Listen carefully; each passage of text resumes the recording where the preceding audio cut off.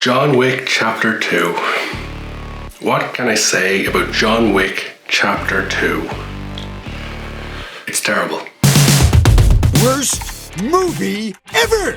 Now before we get started and you start killing me in the comments, I just want to put on record that I love John Wick Chapter 1. It was phenomenal, there's some great action, a guy avenging the death of his dog, because I'm pretty sure that's what he was mainly avenging. It wasn't his wife, it was definitely the dog. John Wick Chapter 1 was phenomenal. It was some great action, some great acting, Keanu Reeves in there, kicking ass, like he's done in many films before. Now I'm a big Keanu Reeves fan like a lot of other people. He's been in some great movies like Bill and Ted, The Matrix, and The Bus That Couldn't Slow Down. I saw this in a movie about a bus that had to speed around the city, keeping its speed over 50. And if its speed dropped, it would explode. I think it was called The Bus That Couldn't Slow Down.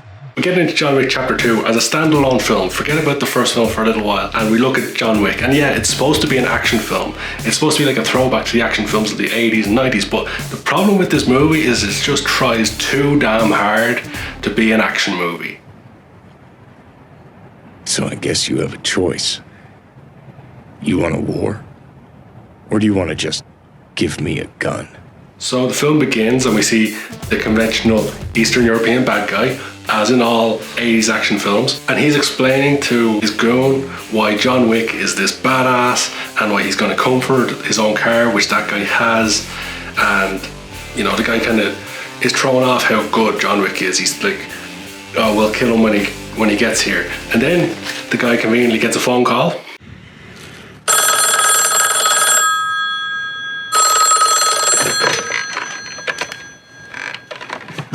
Who's on the phone call but John Wick? And the guy who just explained that John Wick is going to come after his car, he's going to want his car, seems very surprised that John Wick is on the way. Because John Wick tells him, you have my car, or something to that effect.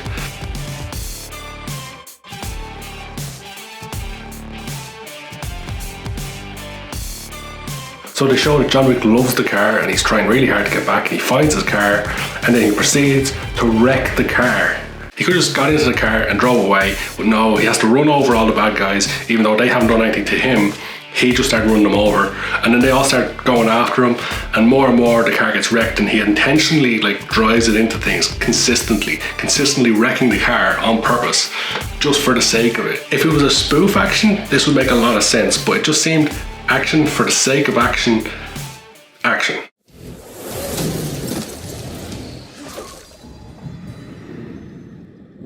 So the whole opening scene is kind of pointless, just to action for the sake of action, as I say. So John Wick eventually gets out of the place, he's killed all the bad guys, he's made peace with the guy who initially was saying he's a badass and was surprised to hear that he was coming, and then he proceeds to drive home. Despite the car being wrecked and the windscreen being smashed, he drives home with the broken windscreen, head out the window, although Ace Ventura did it better. Then we see a scene in John Wick's house where John Wick is burying his guns. He's retiring, he's put his guns in a box, he's burying them in the ground and concreting over them so he can't get them again. And just as he's finished, the doorbell rings.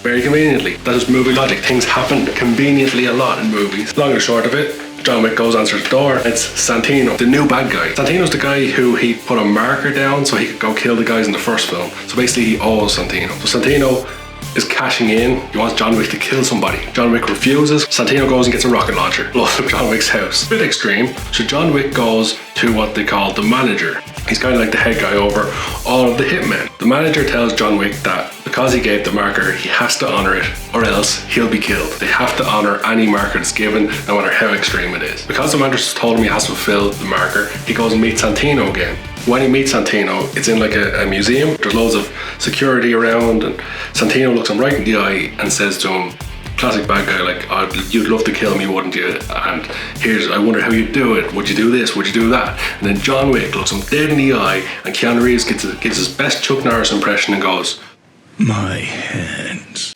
The main thing that I didn't like about this movie in particular was there's so many cliches and there's constant action movie tropes throughout, and Keanu Reeves trying really hard to give the action hero line, he kills somebody and goes, that's why I killed you. I could be the next John Wick. So now it's established that John Wick has no choice. He has to do what Santino wants. Now he tells John Wick who he wants killed, and that's his sister Gianna. I think it's Gianna is her name. John Wick goes, it can't be done.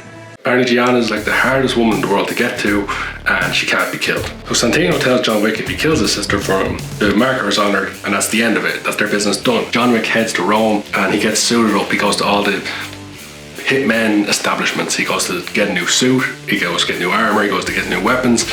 This takes like 4 hours. At least it felt like it took about 4 hours, because this movie feels like it's about 5 hours long. So he's in Rome. Santino's head henchwoman, who's played by Ruby Rose, I forget her character name, she's following John Wick around. We see a lot of over-the-shoulder shots of Ruby Rose watching John Wick, and later on we see John Wick watching other people, a lot of over-the-shoulder shots. The cinematographers seem to love that particular shot for this genre. At this point, it's like 35 to 40 minutes into the film, and it genuinely felt like it was about 2 hours into the film. I'm just skipping through so much because they keep showing just random shots, and all the actors seem to move slowly and talk slowly, and there's huge pauses between sentences. This was a tough one to review. So after a good 10-15 minutes of filler, John Wick eventually gets to where he needs to go. He's going to kill Gianna, or Santino's sister. And then even when they get to the scene where they show Santino's sister walking into a concert venue, there's so many slow-paced scenes, and there's so much slow walking and just establishing shots that it takes another 10 minutes before there's any action or dialogue going on. So it's around 36 minutes when John Wick starts getting suited and booted and gets his weapons, and it's around the 50-minute mark when he actually comes face to face with Gianna in like a underground bathroom. And as soon as she sees him, he's like appears behind her, playing the whole boogeyman nickname. He's evaded all security. He got to his target very easily. Gianna instantly recognizes, and when he explains to her that Santino's put out the hit, she explains to him why that's a bad idea, why Santino will backstab him and he'll try to take over New York. And Gianna doesn't put up any sort of fight. She strips off, climbs into the bath, and slits her own wrists so that she kind of kills herself. And then she just talks very calmly to John Wick while she's bleeding out, which is kind of a terrible cinematic death. And then when she's finally dead and she's like dozed off slowly, John Wick shoots her in the head anyway. So then John Wick is not escaping the way he came in, he's escaping through the crowd for some reason. This leads to Cassian, who's like Gianna's head bodyguard, spotting John Wick. Then Cassian realizes John Wick was there to kill the person he's protecting. So obviously he now has to go after John Wick, and he alerts all the security, and everybody starts running after John Wick. And they're running through the crowd. John Wick is just killing people for fun. Anyone who comes near him, dead, apart from Cassian. But eventually John Wick ends up in the catacombs again. But this is when Santino backstabs John Wick. Ruby Rose, who's Santino's head goon, is there waiting on John Wick with all of her security personnel. They're going to kill John Wick in the catacombs, as well as the other security coming to kill him as well. But John Wick is like superhuman and just wipes out everybody very easily again, and he gets away. Eventually John Wick escapes onto the street and is walking in the street, and you think, okay, he's got through the crowd, he's killed like 400 people at this stage. He's walking down the road and he gets hit by a car. And it's Cassian. And John Wick just gets up and starts shooting back at Cassian. But the stupid thing is that John Wick's shooting every time Cassian is ducking, and Cassian's shooting every time John Wick is ducking, and they're just shooting at nothing. This is where the movie really goes downhill, because this movie, being an action movie, expects some amazing choreography, amazing fight choreography, some amazing fights, some amazing deaths. And it's just all awful. Cassian and John Wick end up having what I think is one of the worst fights in the history of cinema, because they have this fight where there's no music. Music is a key part of making any film, but especially when you're making an action film that has fight scenes, because the music can really emphasize the hit and emphasize the violence. You've also got to get your shots right. You'll notice in a lot of fight scenes there's a lot of fast-paced transitions and close-ups and all this. They mainly just stick it in a wide shot, no music. It's really awkward hearing the guys just huff and puff as they like throw weak punch after weak punch.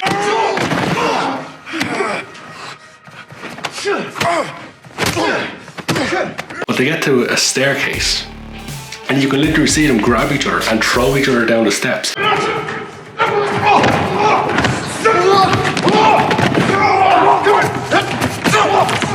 And they go down this flight of steps, and they're fighting at the steps, and there's still no music, by the way. You just hear like the huff and puff, and it's really awkward. And ultimately they get to a window, and they both grab each other and they both jump through the window. Between the two of them, they've been like shooting at each other for no reason. They've been having terrible fights. They've been throwing each other downstairs, and now they're throwing each other through a window. But conveniently, after fighting through Rome and destroying places and all this, The one window they happen to jump through is the Continental, which is the hotel where all the assassins are gathered. And there's one rule in the Continental: no business on Continental grounds. So the assassins have to stop. They just look at each other and very aggressively, agree to stop fighting, and then offer to buy each other a drink. So this leads to Wick and Cassian sitting at a bar together as if they're best friends all of a sudden. And Wick explains to Cassian why he had to kill Gianna and that he had the marker.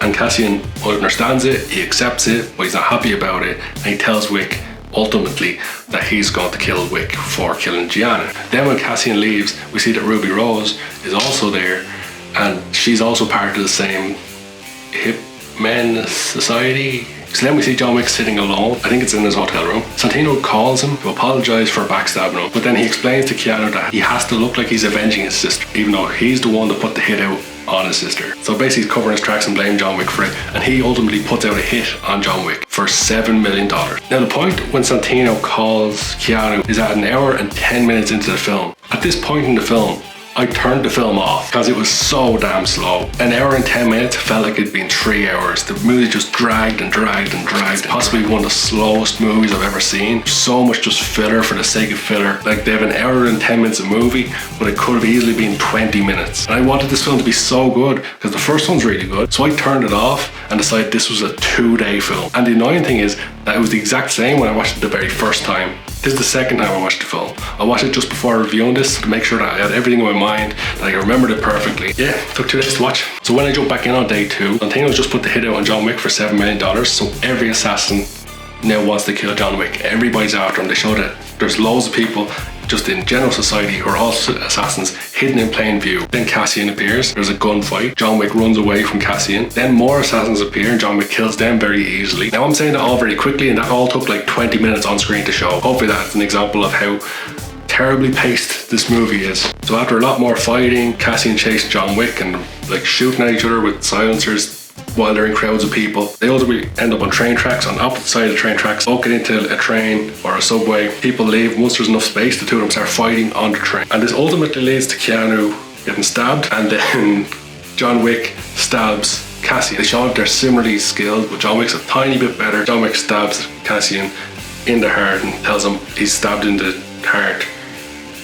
He's gonna die if he pulls that out, so he's no choice but to stay where he is. John Wick wins. So just to evaluate where John Wick is in his story, this is all taking place like within a 24-hour period. So far, he's been attacked by multiple goons, he's been stabbed, hit by a car, thrown in 3 flights of stairs, thrown through a window. He just had a hell of a lot of stuff happen to him. Oh, he also got shot.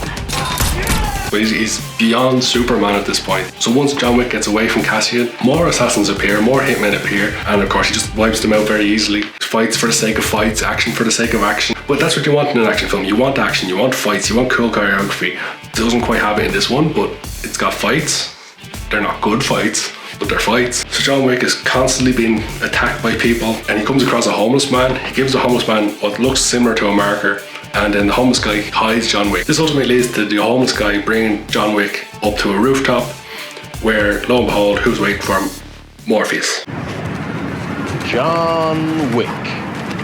Then there's like a 20-minute section of Neo trying to convince Morpheus to help him. And Morpheus is like, I could just take $7 million, why would I help? Then he tells him that Santino's plans to take over New York and that would be bad for him, so he needs to help him. So he agrees. Morpheus then gives John Wick a gun that has 7 bullets in it. 7 bullets in it. I'm smart. So Morpheus tells him $7 million, 7 bullets. So you assume that John Wick's gonna have 7 targets and he's gonna like kill those 7 people. He's got Santino, he's got Ruby Rose, he's got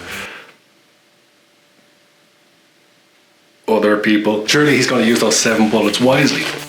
Now, the next scene, he just arrives where Santino is, stares Santino down, crowd disperses, leaving the two of them staring at each other. It looks like a dance battle's about to break out, but then everybody starts shooting, and then Santino heads off, leaving John Wick to fight everybody, but he's killing them for fun again. Santino heads off into the exhibit that's in like the museum where they're having a party, Reflections of the Soul exhibit. It's basically a hall of mirrors. Once John Wick gets through like another 100 or 500 security guards, he ends up going into the reflection the Hall of Mirrors, where John Wick can't see Santino, but Santino can talk to him. Santino explains to John Wick that killing him will not end the contract and it'll just make things a lot worse for John Wick. But John Wick is set on doing what he came there to do, and he starts just killing more security guards. And then Ruby Rose appears because she's the head henchman. Ultimately, after John Wick kills more people and more people and more people, he ends up one-on-one with Ruby Rose, and they've built up all the way through the film that Ruby Rose is like this badass character, and she's killed in like a minute. John Wick like throws her against the wall, and the two of them are trying to have this fight, but John Wick is much bigger than her. He just overpowers her, and similar to Cassie, he stabs her in the heart.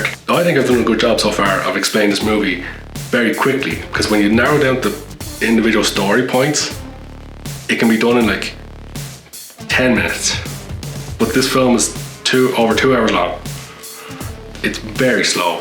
So now the only person John Wick has to kill is Santino. And you would think in the Hall of Mirrors, they're both still there, he'd just go and get Santino. But no, somehow Santino has escaped and he's gone to go see the manager. They're on sacred ground type of thing. They can't do any business, they can't shoot at each other. So it's kind of a safe haven for Santino. So Santino tells the manager that he wants John Wick's license to be revoked, or he wants him to be kicked out of the club type of thing. And the manager basically says no. It's not an exciting scene. And then John Wick appears. He appears in the same place. He goes down, he squares off against Santino. Santino's sitting down, having food. John Wick's staring him down, and the manager realizes that John Wick's about to do something very stupid. Starts telling him, calm down, don't be stupid, don't do anything you'll regret. And John Wick takes his gun out and shoots Santino. Spoilers. Anyway, the film's not for watching. The manager says to John Wick, what have you done? And he goes, Finished it. he just set him up perfectly for the terrible action hero line. And there's so many of them throughout the film where Keanu's trying so hard to be like, I'm Clint Eastwood. So now he's basically done everything. John Wick goes home, but as soon as John Wick goes home, he like finds his wife's necklace and then he holds it and he's about to cry, and then he's summoned by the manager again. And then the manager explains to him that Santino's contract has been doubled. He's now got a $14 million bounty on his head, and it's gone international. Almost like they're setting up for a third film. Then the manager further goes on to explain that John Wick is now excommunicado.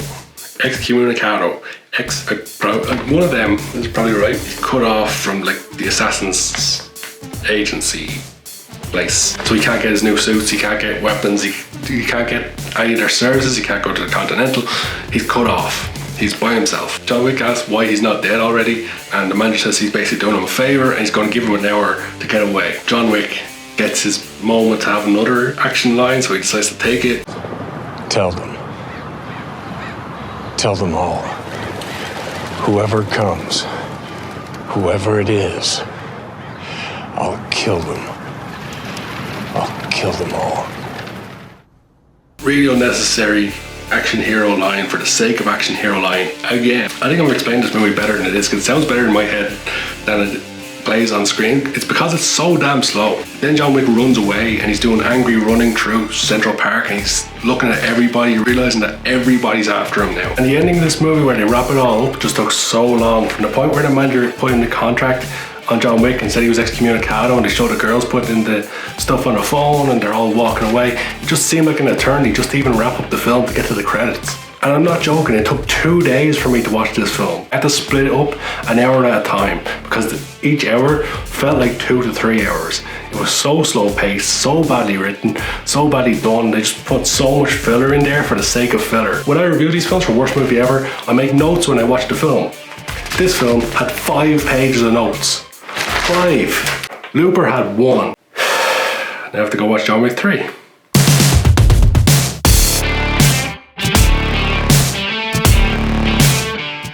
I don't want to watch John Wick 3.